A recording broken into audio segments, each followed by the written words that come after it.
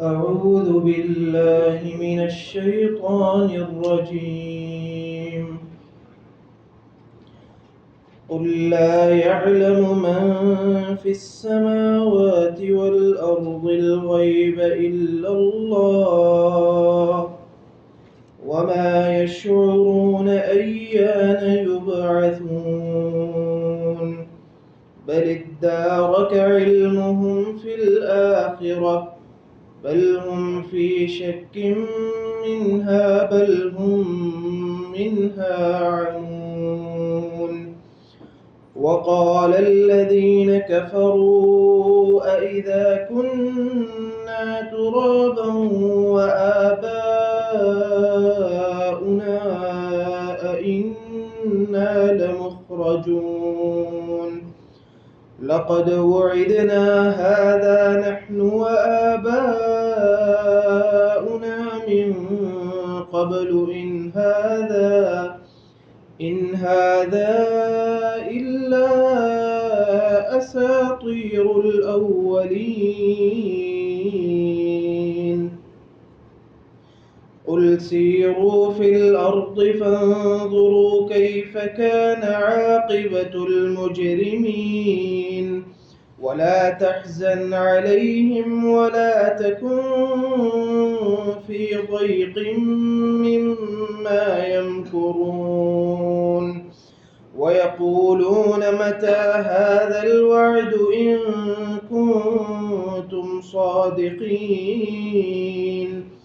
قل عسى أن يكون ردف لكم بعض الذي تستعجلون وإن ربك لذو فضل على الناس ولكن أكثرهم لا يشكرون. وإن ربك ليعلم ما تكن صدورهم وما يعلنون وما من غائبة في السماء والأرض إلا في كتاب مبين. إن هذا القرآن يقص على بني إسرائيل أكثر الذي هم فيه يختلفون وإنه لهدى ورحمة للمؤمنين. إن ربك يقضي بينهم بحكمه وهو العزيز العليم.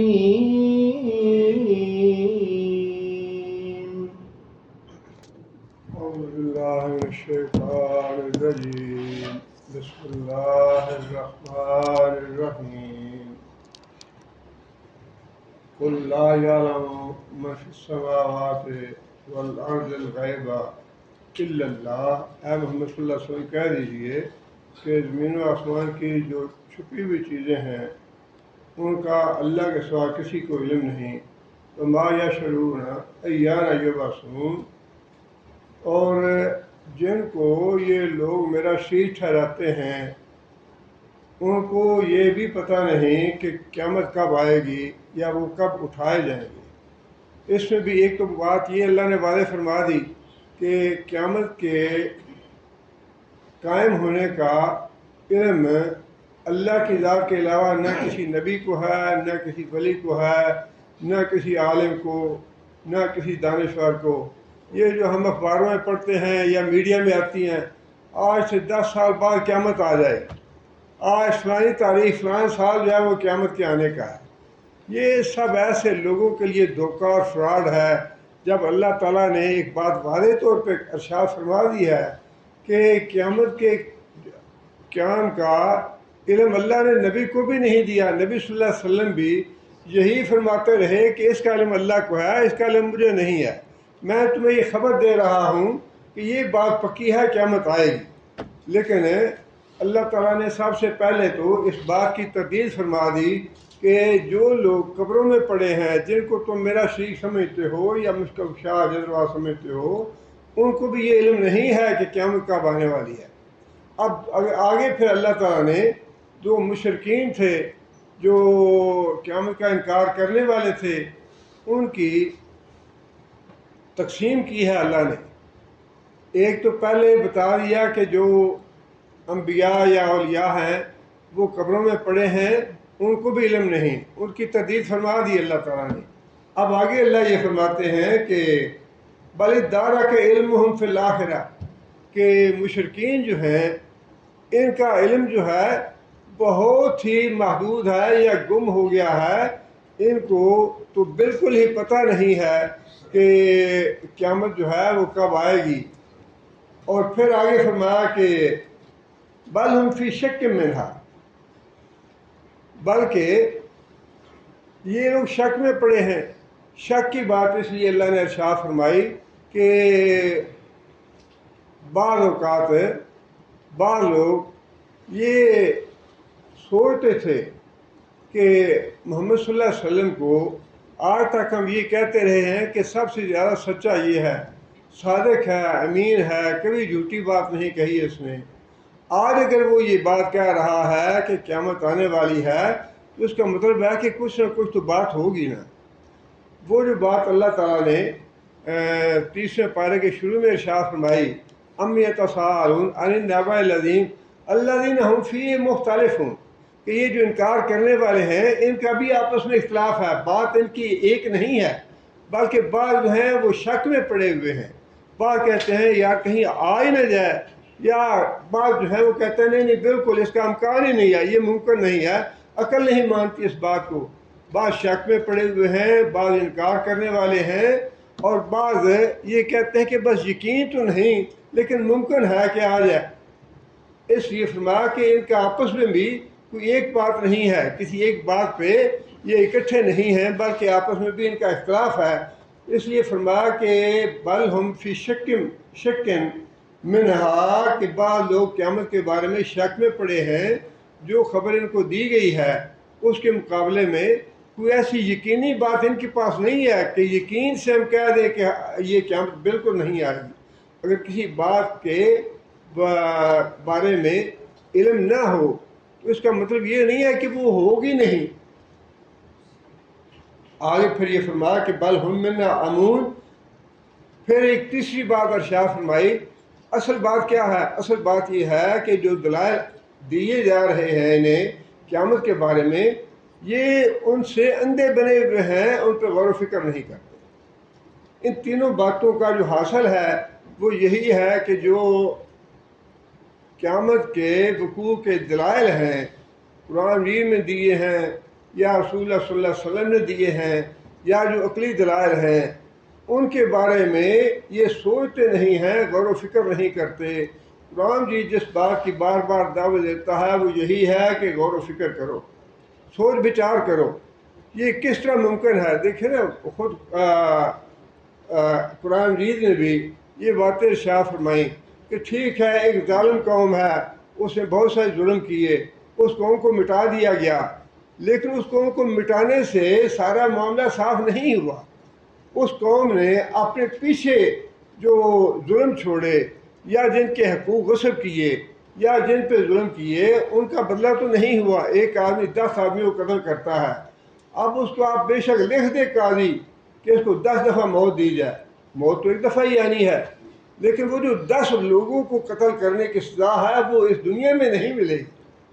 جو 100 آدمیوں کو مار دینے کی سزا ہے اس دنیا میں تو ایک ہی دفعہ مارا جائے گا یا پھر عمر قید ہوگی اس کی، لیکن جس نے 100 آدمیوں کو قتل کیا ہے یا 100 آدمیوں کا مال ہڑپ کیا ہے، 100 آدمیوں کے حقوق غصب کیے ہیں، اس کو ایک دفعہ مار دینے سے وہ پورا نہیں ہوگا حساب۔ اللہ نے تو فرمایا کہ میں تو ایک ایک پائی کا حساب پورا کروں گا۔ اگر کسی نے کسی کو گالی دی ہے، گالی کا بھی بدلہ دیا جائے گا، حتیٰ کہ جانوروں کا بدلہ دلایا جائے گا۔ تو جس نے ہزاروں کے ظلم کیے ہیں یا اپنے پیچھے بہت سے ظلم چھوڑ دیے ہیں، اس کا بدلہ ایک دفعہ ہلاک کرنے سے تو نہیں ہوگا۔ اس لیے اللہ تعالیٰ نے اس آیت میں یہ دعوت دی ہے کہ جو دلائل دیے جا رہے ہیں نا قیامت کے بارے میں، ان پہ غور و فکر کرو، اندھے اور بہرے بن کے نہ رہو۔ جو آدمی اندھے اور بہرے بنے ہوئے ہیں ان کے بارے میں پھر آگے اللہ نے فرما دیا کہ وہ دنیا میں مجرم بن کے رہے اور پھر ہم نے ان کو ہلاک کر دیا۔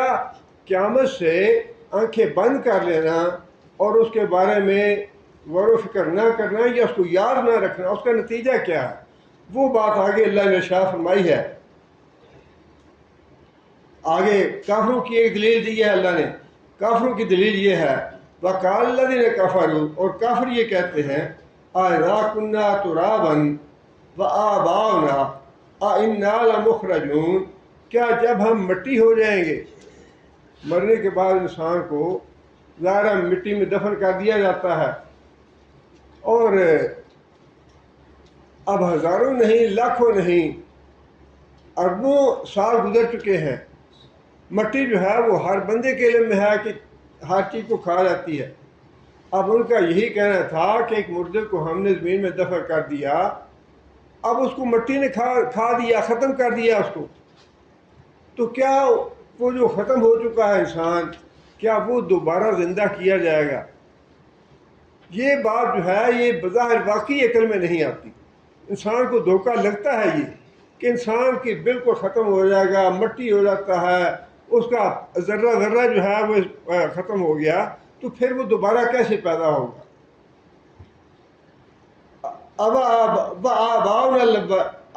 آباؤنا، ہم مٹی ہو جائیں گے اور پھر ہمارے جو آباء و اجداد جو برسوں پہلے مٹی میں دفن ہو چکے وہ بھی مٹی میں مل کے مٹی ہو گئے۔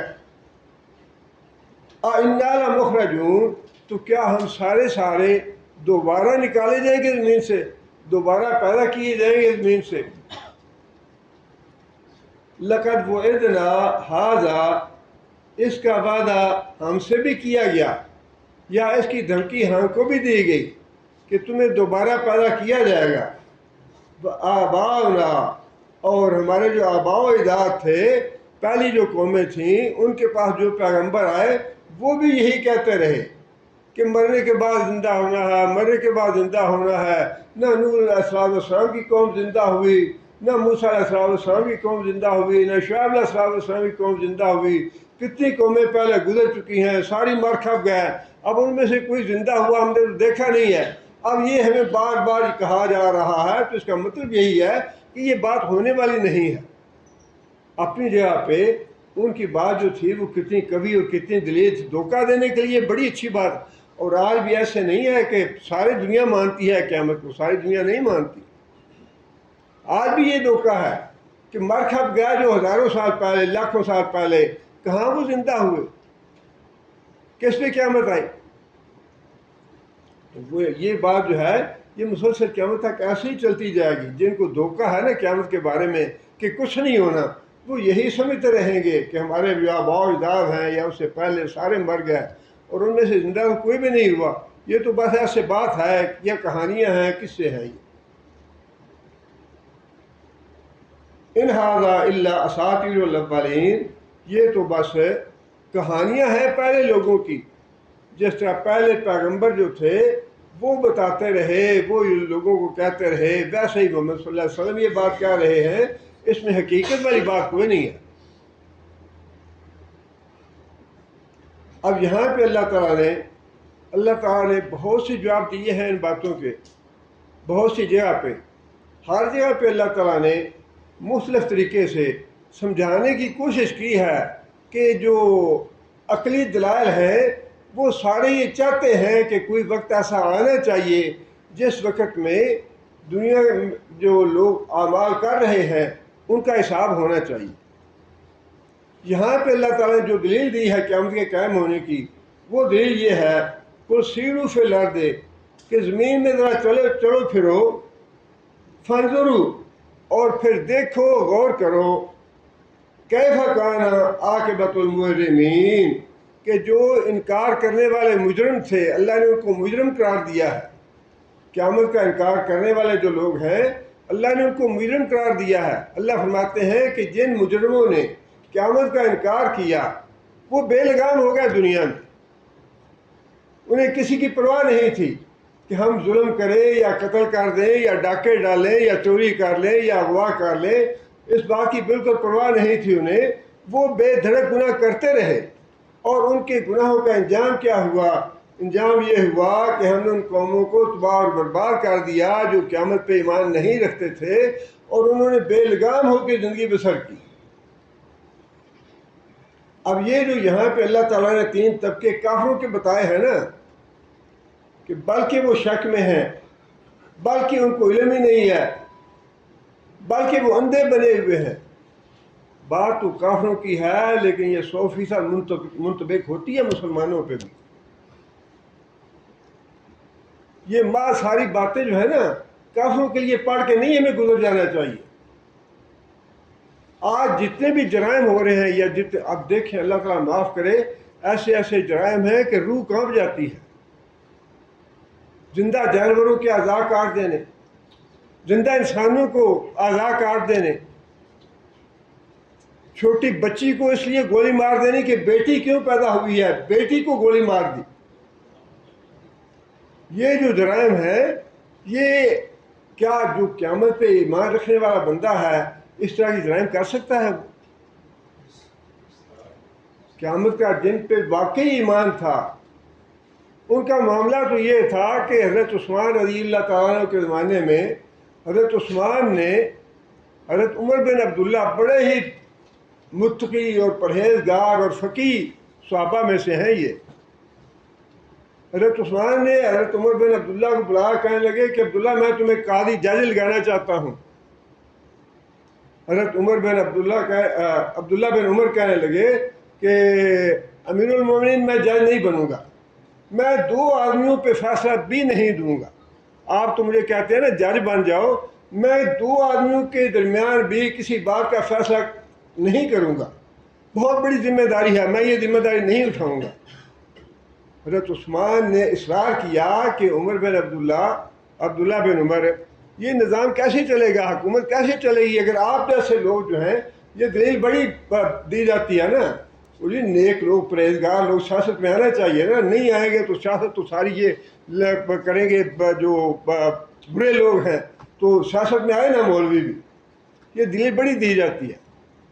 لیکن حضرت عبداللہ بن عمر جو تھے، انہوں نے کہا کہ امیر المومنین بات یہ ہے کہ حضرت عثمان نے کہا کہ تمہارے والد جو تھے نا عمر، وہ تو لوگوں کے فیصلے کرتے تھے، وہ جج تھے وہ نبی صلی اللہ علیہ وسلم کے زمانے میں، تم کیوں نہیں کرتے، تم کیوں نہیں قبول کرتے یہ عہدہ؟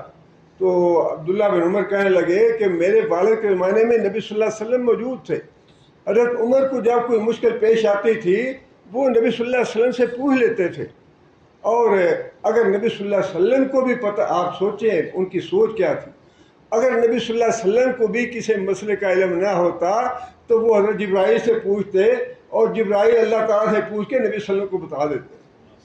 آج ہمارے ہاں کوئی یہ کہنے کو تیار ہی نہیں ہے کہ جی یہ مسئلہ مجھے معلوم نہیں ہے، سارے ملک کے سارے مفتی بنے ہوئے، ہر بندہ مفتی ہے، جس نے بھی 4 حرف پڑھ لی ہے نا اس کے نام کے ساتھ تو مفتی جو ہے وہ پکا ہو گیا، قیامت تک کے لیے پکا ہو گیا۔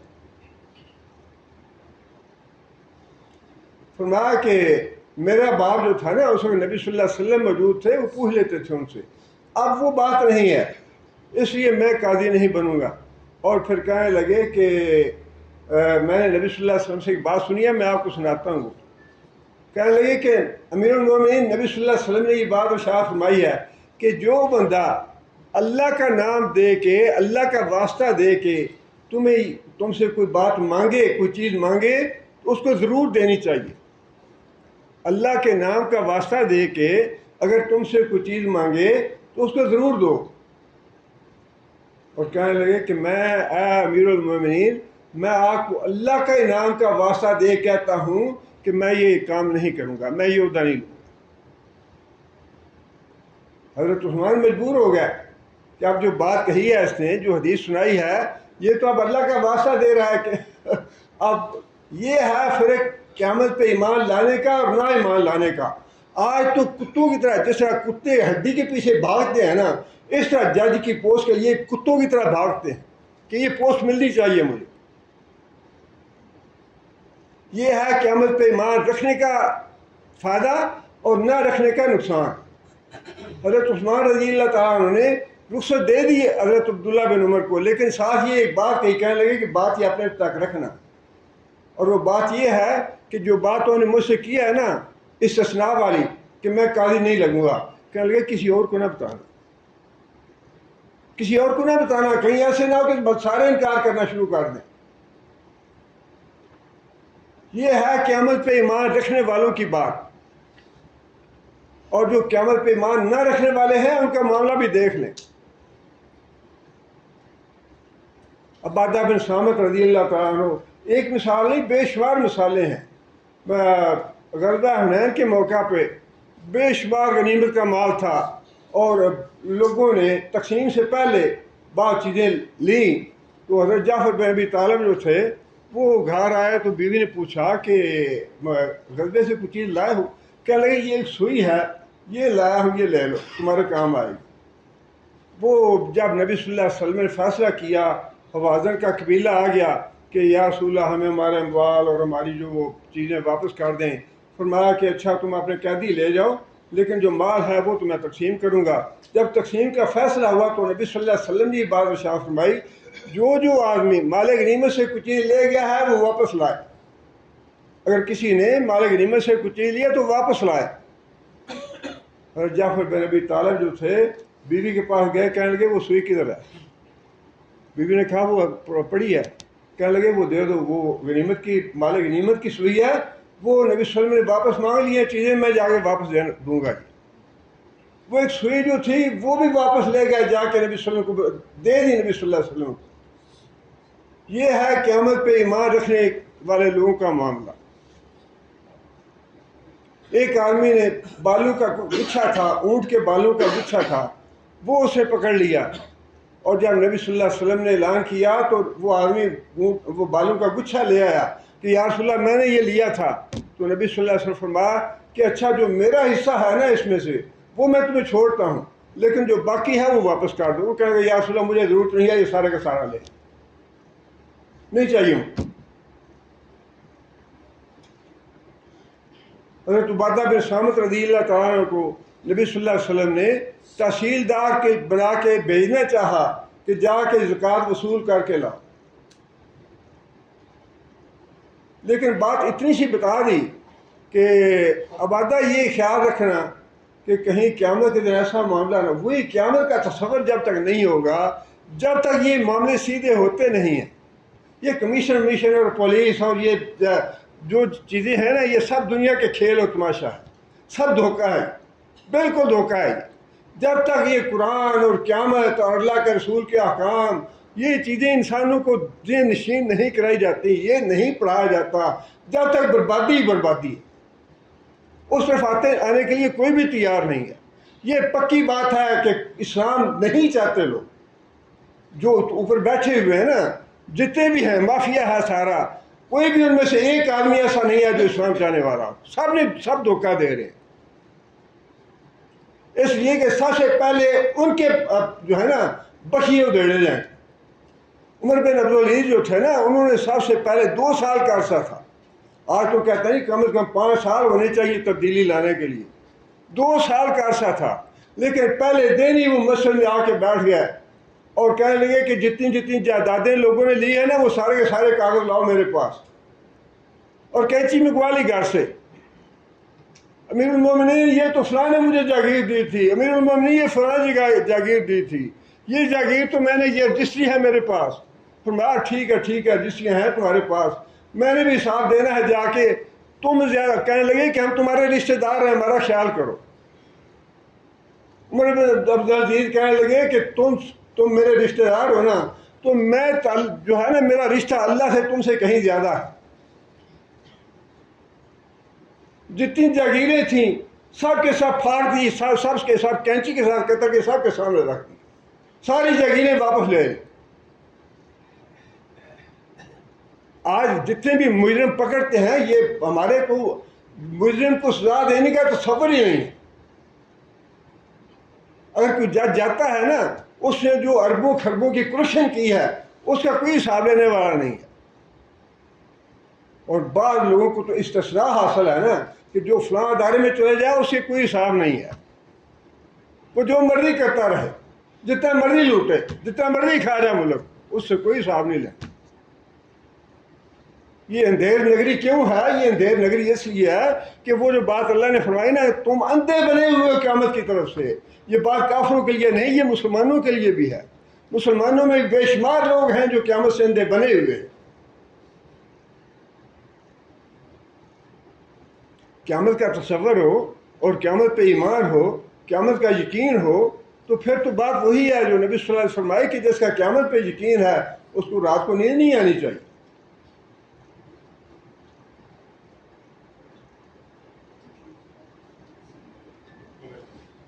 نبی صلی اللہ علیہ وسلم نے بتایا عبادہ بن صامت کو کہ ایسے نہ ہو قیامت کے دن کوئی اونٹ لے آؤ یا کوئی بکری لے آؤ یا گائے لے آؤ اور پھر سوئی کا نام لیا کہ عبادہ ایسے نہ ہو کہ سوئی میرے پاس لے آؤ، یا رسول اللہ یہ میں زکوٰۃ وصول کرنے گیا تھا، زکوٰۃ کے مال میں سے یہ ایک سوئی میرے پاس رہ گئی تھی، فرمایا قیامت کے دن میرے پاس سوئی نہ لانا، میں خارج نہیں کروں گا۔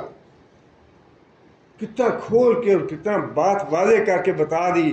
صحابی ہے، اپنا ایمان لانے والا ہے، پتہ ہے کہ سارے لوگ جو ہیں خائن نہیں ہیں، امانت دار ہیں، سچے لوگ ہیں، اس کے باوجود بات اتنی کھولی کہ قیامت تک کے لیے سب کو وارننگ دے دی کہ قیامت دن کوئی ایک سوئی بھی جو ہے وہ بھی چوری کی یا ڈاکے کی یا ظلم کی یا حق تلفی کی لے کے قیامت کے دن نہ۔ اگر یہ عقیدہ ہے تو پھر تبھی تو معاملات جو ہیں وہ سیدھے ہوتے ہیں۔ اگر یہ قیامت کا عقیدہ نہ ہو تو پھر وہی مادار ہے، کرپشن ہے، ظلم ہے، حق تلفی ہے، جو مرضی کرتے رہو، سب کچھ وہ قیامت کے انکار کی وجہ سے ہے۔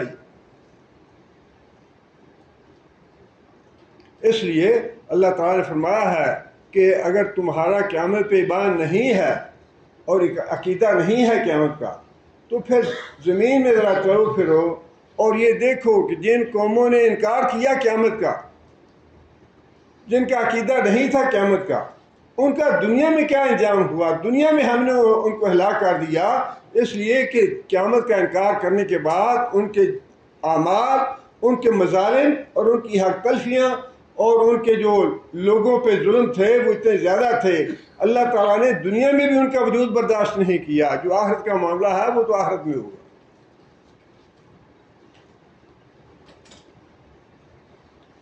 آگے پھر اللہ تعالیٰ نے نبی صلی اللہ علیہ وسلم کی تسلی کے لیے بات ارشاد فرمائی،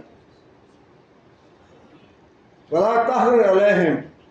ظاہر ہے کہ دیکھنا جو بھی مومن لوگ ہیں اور فی الواقع قیامت پہ ایمان رکھنے والے ہیں،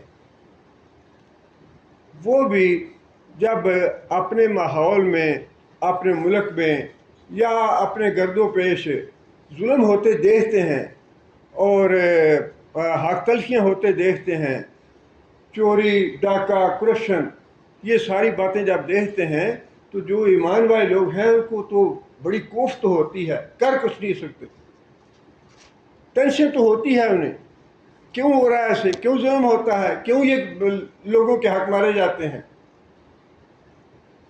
کتنی بڑی موٹی سی بات ہے، وہی بات ہے عمر بن عبدالعزیز والی کہ جتنے بڑے بڑے تھے، سردار تھے یا جو بھی تھے، سب کے لاگ رجسٹریاں جو تھی وہ کر دیں۔ اب آپ ذرا اندازہ فرمائیں کہ جو 10-10 12-12 لاکھ ریال روپے تنخواہیں لیتے ہیں، ان کو بجلی معاف ہے، ان کو پانی معاف ہے، ان کو گیس معاف ہے اور ان کی لاکھوں کی مراعات ہیں۔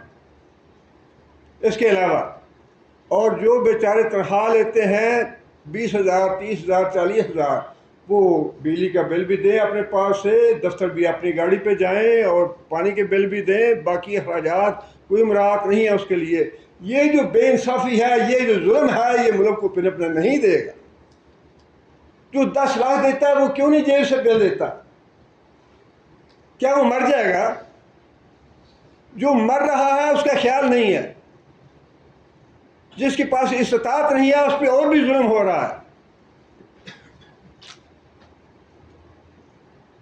اور پھر 2 سال میں 2.5 سال میں عمر بن عبدالعزیز جو تھے، اور پھر اس میں یہ ہے کہ قربانی سب سے پہلے اپنی دینی پڑتی ہے۔ لوگوں کے رجسٹریاں جو تھیں یا لوگوں کی جائیدادیں جو تھیں ان کو چیر پھاڑ کر دیا، اور جو اپنے تھے 2.5 سال کی مدت میں، 2.5 سال کی حکومت میں جب فوت ہونے لگے تو لوگوں نے کہا کہ امیر المومنین کچھ اپنے بچوں کے نام بھی لکھ کے جاؤ، بچے بھوکے مریں گے تمہارے۔ یہ جو شیطان اور انسان کو دھوکہ دیتا ہے نا، بچوں کے لیے کر رہے ہوں، بچوں کے لیے جائیدادیں بنا رہے ہوں، بچے میرے سکون سے رہیں گے، وہی بچے انسان کی ذلت کا اقتبائی کا باعث بن جاتے ہیں۔ عمر بن عبدالعزیز کی سوچ یہی تھی کہ اگر میں دوسروں کے لے کے ناجائز قبضے تو چھڑائے ہیں تو میں اپنے بچوں کو بھی ناجائز قبضہ نہیں دوں گا۔ امیر المومنین کچھ لکھ دیں اپنے بچوں کے لیے، فرمایا کہ اگر میرے بچے متقی ہوئے، پرہیزگار ہوئے، اللہ کے رسول کے فرما بردار ہوئے تو مجھے ان کے لیے لکھنے کی ضرورت نہیں، اللہ ضائع نہیں کرے گا۔ مجھے ان کے لیے ضرورت نہیں ہے لکھنے کی، اللہ دے گا انہیں۔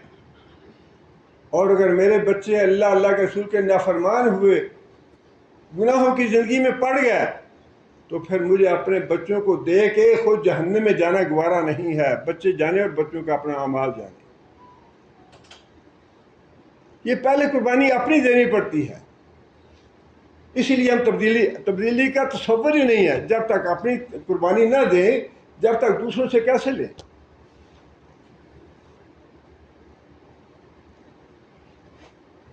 اب وہی جو دکھ اور کلک ہے، اضطراب ہے، وہ نبی صلی اللہ علیہ وسلم کو بھی ہوتا تھا کہ یہ لوگ جو قیامت کا انکار کر رہے ہیں اور جرائم کر رہے ہیں، گناہ کر رہے ہیں، جہنم میں جائیں گے۔ اور نبی صلی اللہ علیہ وسلم نے فرمایا کہ میں تمہیں کمر سے پکڑ پکڑ کے پیچھے کھینچ رہا ہوں کہ آگ میں نہ جاؤ، جہنم میں نہ جاؤ، رک جاؤ اس سے، لیکن تم ہو کہ میرے ہاتھوں سے چھوٹے جا رہے ہو جہنم میں جانے کے لیے۔ وہی لوگ جو یہ نبی صلی اللہ علیہ وسلم کی سیرت طیبہ کا سب سے اعلیٰ اور سب سے ممتاز مقام ہے کہ جو لوگ نبی صلی اللہ علیہ وسلم کو گالیاں دینے والے تھے، نبی صلی اللہ علیہ وسلم کے خلاف سازشیں کرنے والے تھے، نبی صلی اللہ علیہ وسلم کو قتل کرنا چاہتے تھے، نبی صلی اللہ علیہ وسلم کو گھر چھوڑنے میں مجبور کر دیا، اللہ کے رسول انہی کے لیے اپنے سینے میں کڑن محسوس کرتے تھے اور ان کے لیے دعائیں کرتے تھے کہ یا اللہ ان لوگوں کو ہدایت دے۔ یہ تو کہیں ایسے یہ اللہ کے رسول کا ہی جگرا تھا کہ نبی صلی اللہ علیہ وسلم نے ان لوگوں کے لیے نہ صرف دعائیں کی، بلکہ جب اللہ تعالیٰ نے اختیار دیا تو رسول اللہ صلی اللہ علیہ وسلم نے 9 آدمیوں کو فتح مکہ پہ قتل کرنے کا حکم دیا، جن میں سے 4 آدمی جو تھے وہ قتل کیے گئے، باقی سب کو نبی صلی اللہ علیہ وسلم نے معاف کر دیا۔ صرف معاف نہیں کیا بلکہ فتح مکہ کے فوراً بعد جب غزوہ حنین ہوا اور بے شمار مال غنیمت آئے تو وہی لوگ جو قتل کرنے والے تھے، سازشیں کرنے والے تھے، اذیتیں پہنچانے والے تھے، وہ جیسا کیسا بھی ایمان تھا وہ ایمان لے کے آ گیا غزوہ حنین میں، اور مال غنیمت جب دینا شروع کیا نبی صلی اللہ علیہ وسلم نے، تو نبی صلی اللہ علیہ وسلم نے سب سے پہلے وہی لوگ جو جانی دشمن تھے، جنہوں نے نبی صلی اللہ علیہ وسلم کے خلاف ساری زندگی جنگیں کی تھیں، صحابہ کرام کو شہید کیا تھا، نبی صلی اللہ علیہ وسلم نے مال غنیمت کی تقسیم ان لوگوں سے شروع کی۔ وہ ابو سفیان جس نے ساری جنگیں نبی صلی اللہ علیہ وسلم کے خلاف لڑی فتح مکہ تک، سارے لشکروں کا سپریم کمانڈر تھا، سب سے پہلے نبی صلی اللہ علیہ وسلم نے اس کو بلا کے 100 اونٹ دیے مال غنیمت سے، 100 اونٹ اس کے بیٹے کو دیے، اور وہی صفوان بن امیہ جو نبی صلی اللہ علیہ وسلم کو قتل کرنا چاہتا تھا، جان کا دشمن تھا، حتیٰ کہ فتح مکہ کے موقع پہ نبی صلی اللہ علیہ وسلم نے اس سے ڈالیں مانگی ادھاری کہ غزوہ حنین کے لیے کچھ ڈالیں چاہیے، کہنے لگا کہ اے محمد غصب کرنا چاہتے ہو، زبردستی لینا چاہتے ہو یا ادھار مانگ رہے ہو؟ فرمایا کہ نہیں، میں غصب نہیں کرنا چاہتا، میں ادھار لینا چاہتا ہوں، واپس کر دوں گا۔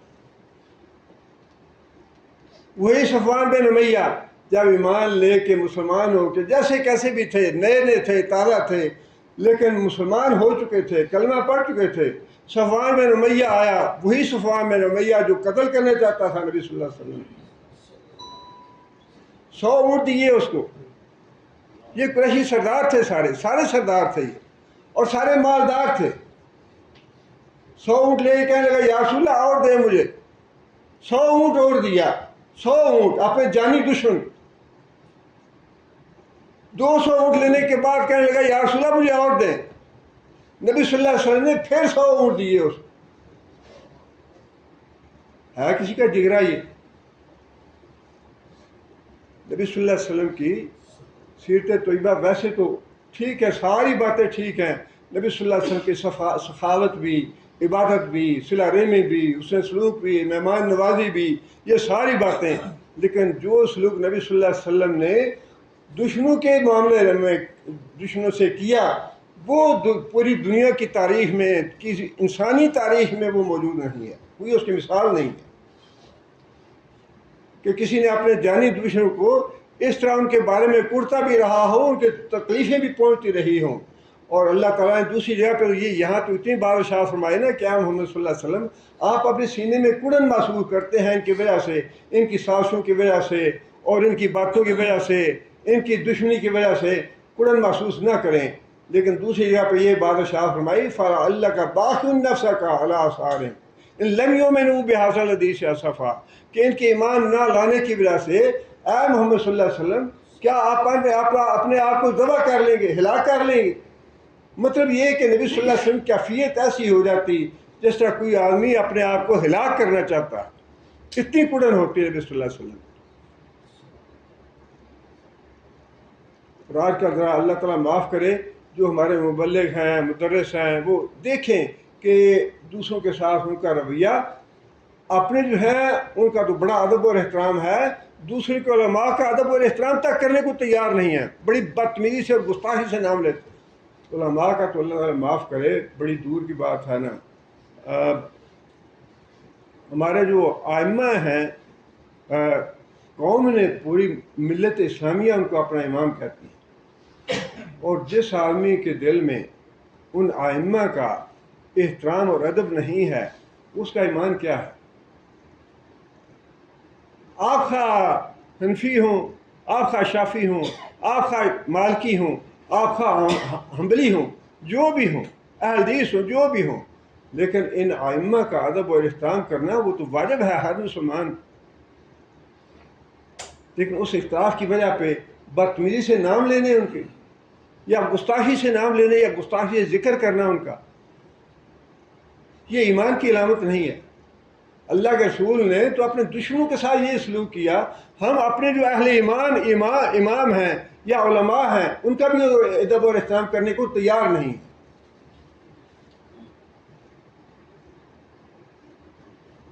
علمی اختلاف اپنی جگہ پہ، لیکن اس کا مطلب یہ نہیں ہے کہ اگر کوئی ایک آدمی کسی دوسرے مسلک سے تعلق رکھتا ہے تو اس کے علماء کا ادب اور احترام نہ کیا جائے. فرمایا کہ اے محمد صلی اللہ علیہ وسلم آپ اپنے سینے میں تنگی محسوس نہ کریں ان کی چالوں کی وجہ سے، ان کی سازشوں کی وجہ سے، اور ان کی مخالفت کی وجہ سے. یہ تسلی ہے نبی صلی اللہ علیہ وسلم کے لیے کہ خود اللہ تعالیٰ کو یہ تسلی دینی پڑی کہ محمد صلی اللہ علیہ وسلم آپ ان کی پرواہ نہ کریں، آپ اس فکر میں نہ پڑیں. وَيَقُولُونَ مَتَىٰ هَٰذَا الْوَعْدُ إِن كُنتُمْ صَادِقِينَ، اور بار بار پوچھتے ہیں نبی صلی اللہ علیہ وسلم سے کہ جو وعدہ تم کرتے ہو وہ وعدہ کب پورا ہونے والا ہے، وہ قیامت کب آئے گی جس کا تم وعدہ کرتے ہو، جس کی تم دھمکی دیتے ہو. قُلْ عَسَىٰ أَن يَكُونَ رَادِفًا لَكُمْ، اب یہ ہے کہ اللہ تعالیٰ نے بھی وقت نہیں بتایا، مدت نہیں بتائی کہ اتنے ہزار سال بعد یا اتنے لاکھ سال کے بعد. قیامت کی علامتیں بتا دی نبی صلی اللہ علیہ وسلم کہ قیامت جب قریب آ جائے گی تو اس کی فلاں فلاں علامتیں ہوں گی، وہ بتا دی، لیکن قیامت کا وقت اللہ نے نہیں بتایا. یہاں پہ اللہ تعالیٰ نے جواب اس کا یہ دیا کہ اے محمد صلی اللہ علیہ وسلم آپ ان سے یہ کہیں ان یکون رادفا لکم، یہ ممکن ہے، قریب ہے کہ وہ گھڑی جس کا تم مطالبہ کرتے ہو وہ تمہارے بالکل قریب ہی آ چکی ہو. بعض الذی تستعجلون، جس کے لیے تم جلدی مچا رہے ہو اس میں سے کچھ اس کا حصہ جو ہے وہ تمہارے بالکل قریب آ چکا ہو. مطلب یہ کہ قیامت کے انکار کا، اللہ کو جھٹلانے کا، رسول اللہ صلی اللہ علیہ وسلم کو جھٹلانے کا جو عذاب ہے وہ ممکن ہے تمہارے قریب آ چکا ہو.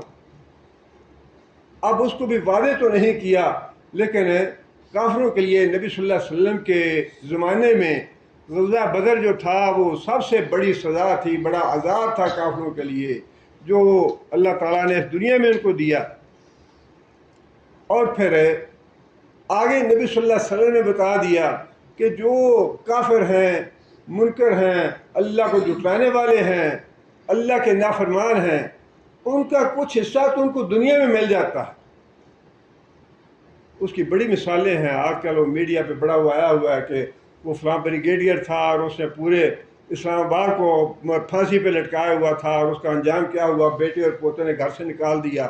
تو یہ دنیا میں یہ جو عذاب ہے نا قیامت کو سے غفلت کا، قیامت کو بھول جانے کا اور قیامت کو یاد نہ رکھنے کا، اللہ فرماتے ہیں کہ اس کا کچھ عذاب میں دنیا میں ہر ایک کو دیتا ہوں جو بھولا ہوا ہے نا قیامت سے، جو غافل ہے قیامت سے، اور جس نے قیامت کو یاد نہیں رکھا ہوا اس کو کچھ نہ کچھ حصہ میں دنیا میں دیتا ہوں، اور کچھ حصہ اس کو ملے گا موت کے وقت۔ جب فرشتہ آتا ہے روح قبض کرنے کے لیے تو وہ تھپڑ مارتا ہے کافر کے منہ پہ، اس کے پیٹھ پہ مارتا ہے، کیا کرتے رہے تم دنیا میں؟ فرمایا کہ کچھ حصہ اس کو قبر میں ملتا ہے، جب قبر میں دفن کیا جاتا ہے نافرمان، قیامت کا منکر، اللہ کے رسول کو جھٹلانے والا، خواہ وہ براہ نام کلمہ پڑھنے والا کیوں نہ ہو، سزا ملے گی اس کو بھی۔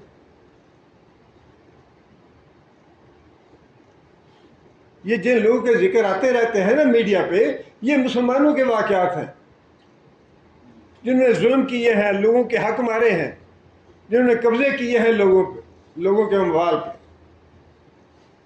کچھ حصہ دنیا میں دیتے ہیں اللہ تعالیٰ، کچھ موت کر دیتے ہیں، اور کچھ حصہ قبر میں مل جاتا ہے، کچھ حصہ حشر میں ملے گا، اور اصل جو اس کا بدلہ ہے یا اصل اس کی سزا، اصل اس کی عذاب وہ جہنم میں جا کے ملے گا۔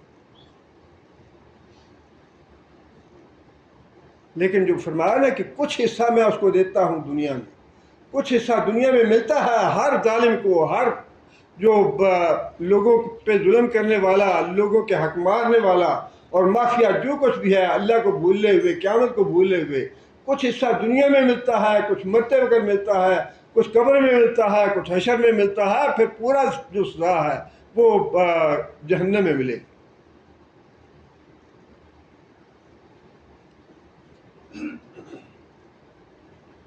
اور اللہ تعالیٰ نے یہاں پہ یہ بات ارشاد فرمائی ہے، لیکن سورہ واقعہ میں اللہ تعالیٰ نے قیامت پہ ایمان نہ لانے والے اور دوبارہ زندہ نہ ہونے پہ یقین نہ رکھنے والوں کے جواب میں ایک بڑی عجیب و غریب بات اللہ نے ارشاد فرمائی ہے۔ وہ بات یہ ہے، اللہ فرماتے ہیں کہ نحن خلقناکم فلولا تصدقون، ہم نے تمہیں پہلی دفعہ پیدا کیا ہے، اب دوسری دفعہ پیدا کرنے کے بعد جو ہے اس کی تم تصدیق کیوں نہیں کرتے، اس کو تم سچا کیوں نہیں سمجھتے؟ جس اللہ نے تمہیں پہلی دفعہ پیدا کر لیا وہ اللہ تمہیں دوبارہ پیدا کرنے پہ بھی قادر ہے۔ آگے یہ بات ارشاد فرمائی، افرأیتم ما تمنون،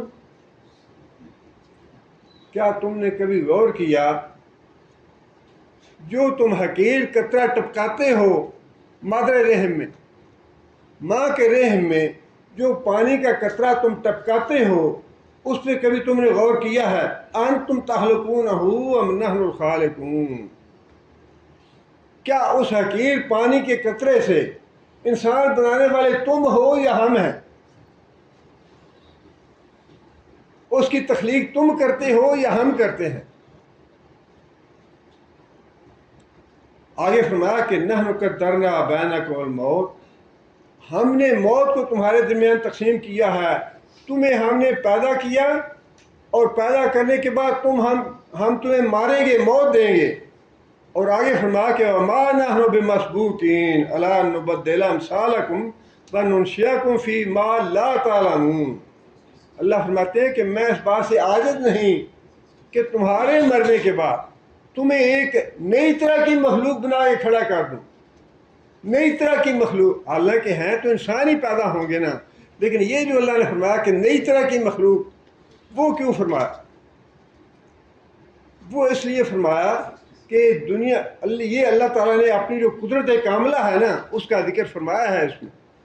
فرمایا کہ اس دنیا میں تمہیں تو صرف اتنا معلوم ہے کہ عورت اور مرد کے ملاپ کے بعد انسان پیدا ہوتا ہے، پھر اس کا بچپن گزرتا ہے، پھر وہ اس پہ نوجوانی آتی ہے، پھر اس پہ جوان ہوتا ہے، پھر وہ بڑھاپا آتا ہے اس پہ. یہ ہے طریقہ انسان کی تخلیق کا اور انسان کے بڑا ہونے کا. لیکن اللہ فرماتے ہیں کہ میں جب قیامت کو پیدا کروں گا تو مجھے یہ ضرورت نہیں پڑے گی کہ پھر نئے سرے سے عورت مرد کا ملاپ بھی ہو، پھر بچپن بھی آئے، پھر نوجوانی آئے، پھر جوانی آئے، پھر بڑھاپا آئے، پھر یہ میں بندوں کو اکٹھا کروں، پھر ان سے حساب لوں. فرمایا نہیں. فرمایا کہ ایک نئی مخلوق، جو آدمی 100 سال کی عمر کا مرا ہے 100 سال کی عمر کا اسے اٹھا کھڑا کروں گا. جو 70 سال کی عمر میں مرا ہے اس کو 70 سال کی عمر میں بچپن اس کو دینے کی ضرورت نہیں ہے. جو 60 سال کی عمر میں مرا ہے اس کو 60 سال کی عمر میں ہی زندہ کر دوں گا. نئی مخلوق. اور فرمایا کہ پھر وہ اس اعتبار سے بھی نئی مخلوق ہوگی. اللہ تعالیٰ کی قدرت کا اس میں بیان ہے کہ اس دنیا میں تم دیکھتے ہو یہ تمہارا ہاتھ نہیں بولتا، یہ تمہاری ران نہیں بولتی، یہ تمہارے پاؤں نہیں بولتے. فرمایا کہ قیامت کے دن وہ مخلوق پیدا کروں گا جن کے ہاتھ بولیں گے، جن کے پاؤں بولیں گے، جن کی رانیں بولوں گی، اور تمہیں وہ نئی مخلوق نظر آئے. اس لیے فرمایا کہ قیامت کے دن ایک نئے طریقے سے میں لوگوں کو پیدا کروں گا. تم تو کہتے ہو نا کہ دوبارہ پیدا کرنا ممکن نہیں. اللہ فرماتے ہیں کہ وہ تمہارے لیے بہت ہی حیران کن پیدائش ہوگی. آج تم 2 پاؤں پہ چلتے ہو اور قیامت کے دن میں ایک ایسی مخلوق پیدا کروں گا جو اپنے سروں کے بل چلے گی. فرمایا کہ قیامت کے دن میں ایک نئی مخلوق. اور پھر دنیا میں اللہ تعالیٰ نے یہ نظام بنا رکھا ہے کہ ایک آدمی پہ بڑی مصیبت آئی، صدمہ آیا، رنج آیا، بیماری آئی، یا کسی نے ویسے قتل کر دیا تو انسان پہ رنج آنے سے، صدمہ آنے سے موت واقع ہو جاتی ہے. اس دنیا سے انسان چلا جاتا ہے. لیکن فرمایا کہ میں دوبارہ مرنے کے بعد جو انسان پیدا کروں گا وہ انسان ایسا پیدا کروں گا کہ اس کو سزا بھی جہنم کی ملے گی، سزا بھی آگ کی ملے گی، اس کے باوجود اس کو موت نہیں آئے گی. یہاں جو جل جاتا ہے نا 70% جل گیا، اب یہ زندہ نہیں رہ سکتا، یہ مر جائے گا. اس کو کینسر ہو گیا، اچھا یہ مر جائے گا. ہارٹ اٹیک ہو گیا، مر گیا. وہاں اللہ نے فرمایا کہ جو جہنم کی آگ ہے نا تو طالب افئدتہم، دلوں سے، دل کو جلانے سے اس کا آغاز ہوگا، دلوں پہ اثر کرے گی، دل گھبرائیں گے، ہارٹ اٹیک ہوگا، مرے گا نہیں. فرمایا کہ قیامت کے دن میں ایسی مخلوق پیدا کروں گا کہ اس کو دنیا کے انسان کو موت آ جاتی ہے لیکن اس انسان پہ موت نہیں آئے گی. میں ایسی مخلوق پیدا کروں گا. اس میں اللہ تعالیٰ کی اس قدرت کا اظہار ہے. جو لوگ انکار کرتے ہیں کہ دوبارہ اللہ کیسے پیدا کرے گا، اللہ نے فرمایا کہ تمہیں تو اس بات پہ تعجب ہے کہ میں پیدا کیسے کروں گا. قیامت کے دن جب تم دیکھو گے تو تم تعجب کرو گے کہ یہ تو نئی مخلوق اللہ نے پیدا کر دی.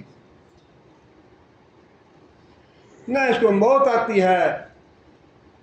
اور پھر یہ ہے کہ دنیا میں قانون یہی ہے، جو بوڑھا ہو گیا اس کو جوانی نہیں آئے گی، جو 50 سال کا ہو گیا وہ 30 سال کا کبھی نہیں بنے گا. لیکن اللہ نے جو مخلوق قیامت دن پیدا کرنی ہے نا، جو 100 سال کا بوڑھا ہوگا وہ بھی 30 سال کا بن جائے گا جنت میں جانے کے لیے. اللہ جو بڑھاپے کو جوانی میں بدل دیں گے. فرمایا کہ 30-32 سال کے لوگ ہوں گے جو جنت میں جائیں گے. اس لیے سورہ واقعہ میں اللہ تعالیٰ نے اس کا بڑے عجیب انداز سے جواب دیا ہے کہ تمہیں تو اس بات پہ تعجب ہے کہ دوبارہ مخلوق کیسے پیدا کی جائے گی. اللہ فرماتے ہیں کہ میں ایسی مخلوق پیدا کروں گا کہ تمہارے ہوش اڑ جائیں گے. ایک نئی مخلوق بنا کھڑی کروں گا. آگے اللہ فرماتے ہیں کیونکہ وہ یہ کہتے تھے کہ تم بار بار دھمکی دیتے ہو، عذاب آتا کیوں نہیں، عذاب کیوں نہیں آتا ہم پہ، اللہ پکڑتا کیوں نہیں ہمیں. اللہ تعالیٰ نے یہ بات ارشاد فرمائی وَإِنَّ رَبَّكَ لَذُو فَضْلٍ عَلَى النَّاسِ، بات یہ ہے کہ اللہ تعالیٰ اپنے بندوں پہ بڑا مہربان ہے، بڑا فضل کرنے والا ہے، بڑی رحمت کرنے والا ہے۔ اللہ تعالیٰ مجھے دیتا چلا جا رہا ہے تمہیں۔ یہ جو مہلت ہے نا، مہلت، اس کو اللہ نے اپنا فضل قرار دیا ہے۔ زندگی کی مہلت جو ہے نا، یہ جو اللہ تعالیٰ نے ہمیں بڑھاپا دے دیا، ابھی یہ نبی صلی اللہ علیہ وسلم نے ایک حدیث میں یہ بات ارشاد فرمائی ہے کہ وہ آدمی جس نے اللہ کی اطاعت اور اللہ کے رسول میں کی اطاعت میں جس کو بڑھاپا آ گیا، اس کی عزت اور احترام کرنا واجب ہے تم پہ، یا الفاظ اس طرح کے ہیں کہ اللہ بھی اس کی عزت کرتا ہے۔ جس نے اللہ کے رسول کی اطاعت میں ساری عمر گزار دی حتیٰ کہ اس کو بڑھاپا آ گیا۔ یہ جو مہلت ہے اور وقت ہے کہ جی اللہ تعالیٰ نے انسان کو توفیق دے دی کہ اپنے روزمرہ کے معمولات سے وقت نکال لے اللہ کے لیے۔ یہ جو ہے نا، یہ وقت نہیں ملتا، بڑی مصروفیت ہے، فلاں کام ہے، فلاں کام ہے، فلاں کام ہے، اللہ کا عذاب ہے یہ۔ اللہ نے، اس کا مطلب یہ ہے کہ اللہ نے آپ سے مہلت چھینی ہوئی ہے۔ اور خود نبی صلی اللہ علیہ وسلم نے یہ بات ارشاد فرمائی کہ اے بندے، اپنے آپ کو اللہ کی عبادت کے لیے فارغ کر لو، تمہارے کام اللہ سمیٹ لے گا۔ اللہ کے لیے وقت نکالیں گے، قرآن پڑھنے کے لیے، حدیث پڑھنے کے لیے، مسجد میں بیٹھنے کے لیے، نوافل ادا کرنے کے لیے، اللہ کا ذکر اذکار کرنے کے لیے، اللہ سے دعائیں مانگنے کے لیے وقت نکالیں گے تو سکون بھی ملے گا، اللہ تمہارے کام بھی سمیٹ لے گا۔ اور فرمایا کہ اگر تم اللہ کے لیے وقت نہیں نکالو گے، اللہ تمہارے کام بکھیر دے گا، کام ختم نہیں ہوں گے تمہارے۔ اور یہ مصیبت سی ہو تو جان چھٹی ہے، اور ایک مصیبت آ گئی، اور تکلیف سی اس کے بعد تکلیف آ گئی، اور یہ بیٹھے بیٹھے ٹیسٹ کرایا، پتہ نہیں کیسا نکلا ہے، پتہ نہیں یہ کیا بیماری نکل آئی ہے۔ یہ کہاں سے آتی ہیں؟ یہ ہماری بادامالیاں ہیں۔ اللہ سے غفلت ہے، قیامت سے غفلت ہے، دین سے غفلت ہے، اللہ کے رسول کی نافرمانی اور ہمارے گناہ ہیں۔ یہ اس دنیا کا بڑا لالچ ہے ہمیں۔ دنیا ہونی چاہیے بہت زیادہ، مال ہونا چاہیے بہت زیادہ، دین رہتا رہے، نہیں ایمان رہتا رہے، لیکن اللہ تعالیٰ معاف کرے، اس دنیا میں بھی انسان دیکھ لیتا ہے کہ انسان دنیا کے لالچ میں اپنے پاکستان جو مسلمان ملک ہے ان کو چھوڑ کے کافروں کے ملک میں چلے گئے۔ اللہ تعالیٰ معاف کرے، یہ 10-15 سال پہلے کی بات ہے۔ ہمارے درس میں آنے والے ایک ساتھی تھے، بہت پیسہ اور بہت مال و دولت۔ وہ بتایا انہوں نے مجھے کہ کینیڈا میں میرا اپنا مکان ہے، بیٹی ڈاکٹری کر رہی ہے، بیٹا بھی فلاں جگہ ملازم ہے، میں خود مینیجر ہوں یہاں پہ، فلاں کمپنی کا، پیسے کا کوئی فکر نہیں ہے، سب کچھ ہے۔ لیکن بار بار ان کا سانس جو ہے نا، ایسے وہ لیتے تھے، ایسے بڑا اونچا کر کے سانس لیتے تھے، کہلیں صاحب پتہ نہیں کیا ہو گیا، سمجھ نہیں آ رہی کیا بات۔ یہ انسان کی عقل ماری جاتی ہے، انسان کہتا ہے سمجھ نہیں آتی، سمجھ تو دیتا ہے قرآن۔ اللہ کے رسول جو یہ قرآن 30 پاروں کا اللہ نے نازل کیا، یہ کس لیے کیا ہے؟ لیکن ہم اس کو پڑھنے کے لیے یا اس کے لیے وقت نکالنے کے لیے، اس کو سننے کے لیے تیار نہیں ہے، ہماری نیند بھی پوری نہیں ہوتی۔ ہاں جی، ڈیوٹی اتنی لمبی ہے، اتنی ڈیوٹی کرنے کے بعد آرام کرنا پڑتا ہے، رات یہ ہے، فلاں یہ ہے، باقی سارے کاموں کے لیے وقت ہے، لیکن دین سیکھنے کے لیے، اللہ کے لیے وقت نہیں ہے۔ یہ مجرمانہ زندگی ہے، اور اسی نے ہمیں پریشان کیا ہوا ہے۔ ہماری مشکلات، ہماری بیماریاں، ہمارے دکھ اور ہمارے صدمے، یہ ساری چیزیں لے کے آتے ہیں۔ لیکن یہ ہے کہ جو لوگ دین کے لیے کام کرتے ہیں، اللہ کے لیے وقت نکالتے ہیں، وہ بھی اسی دنیا میں رہتے ہیں۔ ان سے پوچھیں کہ ان کو کتنا سکون ملتا ہے۔ وہ ہمارے اللہ کا جزاک خیر دے ڈاکٹر صلی اللہ صاحب کو، وہ کہتے تھے کہ اگر حکمرانوں کو پتہ چل جائے نا کہ ہمیں کتنا سکون دیا ہے اللہ نے، کتنی راحت دی ہے اس دنیا میں، کتنا اللہ نے ہمیں فضل دیا ہوا ہے، تو یہ جو حکمران ہیں یہ ہمارے ساتھ جھگڑے کریں آ کے، لڑائی کریں آ کے۔ لیکن یہ بات جو ہے نا یہ ہے تجربے والی، یا انسان اللہ تعالیٰ توفیق عطا فرمائے اور انسان اللہ کی طرف رجوع کرے. اور یہی بات اللہ تعالیٰ فرما رہے ہیں کہ اگر تمہارے اوپر تمہارے گناہوں کی وجہ سے کوئی مصیبت یا کوئی آزمائش نہیں آ رہی تو اس کا مطلب یہ نہیں ہے کہ یہ گناہ تمہیں معاف کر دیے یا ان گناہوں کا حساب نہیں ہوگا، بلکہ وجہ یہ ہے اللہ تعالیٰ مہربان ہے، اللہ بڑا فضل ہے، فضل کرنے والا ہے. اللہ تمہیں مہلت دے رہا ہے، توبہ کر لو، استغفار کر لو، اللہ کو راضی کر لو.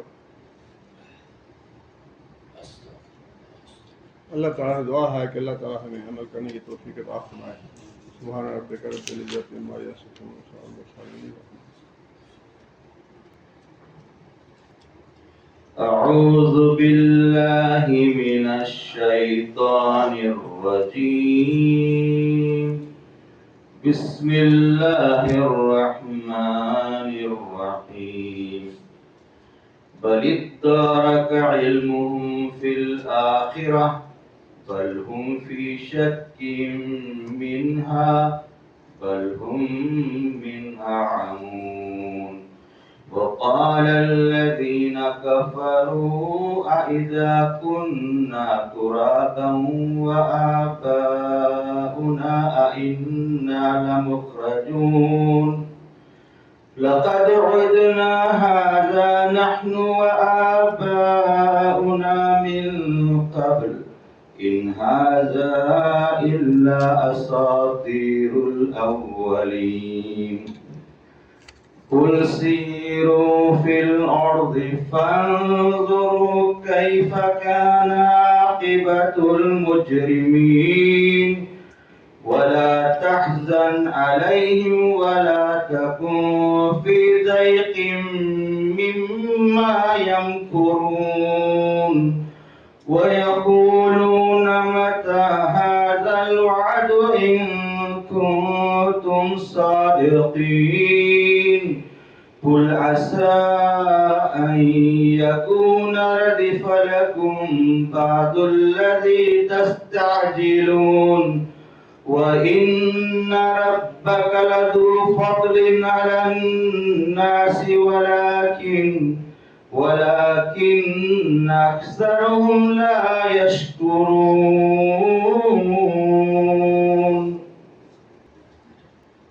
یہ ایان کا لفظ جو ہے یہ فعل نہیں ہے، ثلاثی مجرد یا ثلاثی مزید فی جو ہیں یہ افعال کے ہوتے ہیں، یہ افعال میں سے نہیں ہے. بسم اللہ الرحمن الرحیم الحمد للہ رب العالمین الرحمن الرحیم مالک یوم الدین ایاک نعبد و ایاک نستعین اہدنا الصراط المستقیم صراط الذین انعمت علیہم غیر المغضوب علیہم ولا الضالین. اللهم صل علی محمد وعلی آل محمد کما صلیت علی ابراہیم وعلی آل ابراہیم انک حمید مجید. اللهم بارک علی محمد وعلی آل محمد کما بارکت علی ابراہیم وعلی آل ابراہیم انک حمید مجید. ربنا ظلمنا انفسنا ان لم تغفر لنا وترحمنا لنكونن من الخاسرين. ربنا آتنا في الدنيا حسنة وفي الآخرة حسنة وقنا عذاب النار. ربنا هب لنا من أزواجنا وذرياتنا قرة أعين واجعلنا للمتقين إماما. ربنا اصرف عنا عذاب جهنم إن عذابها كان غراما إنها ساءت مستقرا مقاما. اللهم أعز الإسلام والمسلمين. اللهم أعز الإسلام والمسلمين. اللهم أذل الشرك والمشركين. اللهم دمر أعداء الدين. اللهم نور قلوبنا بنور الإيمان. اللهم ثبتنا على الإسلام. اللهم اغفر لجميع المؤمنين والمؤمنات الأحياء منهم والأموات. ربنا تقبل منا إنك أنت السميع العليم وتب علينا إنك أنت التواب الرحيم. سبحان ربك رب العزة عما يصفون وسلام على المرسلين والحمد لله رب العالمين.